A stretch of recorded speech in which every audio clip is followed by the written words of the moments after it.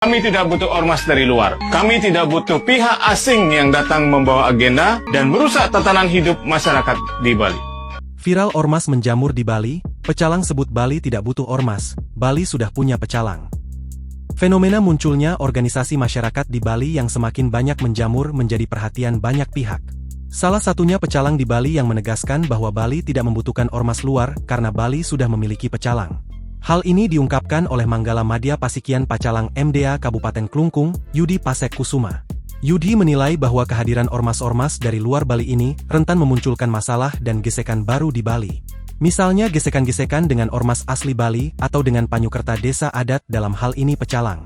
Dalam salah satu unggahan di Instagramnya @yudipasekkusuma yang diunggah pada Jumat, 2 Mei 2025, ia menuliskan, "Bali tidak butuh ormas, Bali sudah ounya pecalang. Kami bukan daerah yang bisa diatur oleh kekuatan dari luar. Kami punya 1.500 desa adat dan setiap desa punya pecalang. Kami adalah sistem keamanan adat yang lahir dari rakyat dan menjaga rakyat. Jangan ganggu Bali, jangan rusak tatanan kami. Selama pecalang berdiri, Bali tetap terjaga," tulisnya.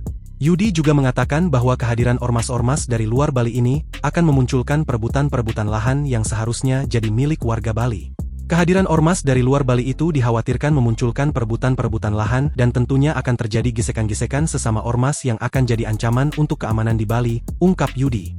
Terkait masalah keamanan di Bali, selain keberadaan TNI Polri, menurutnya sudah ada pecalang yang bertanggung jawab atas keamanan di desa adat.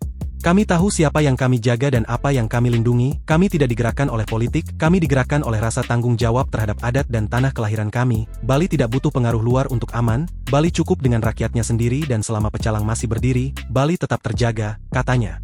Menurutnya, pecalang dibentuk atas dasar kekuatan hukum adat.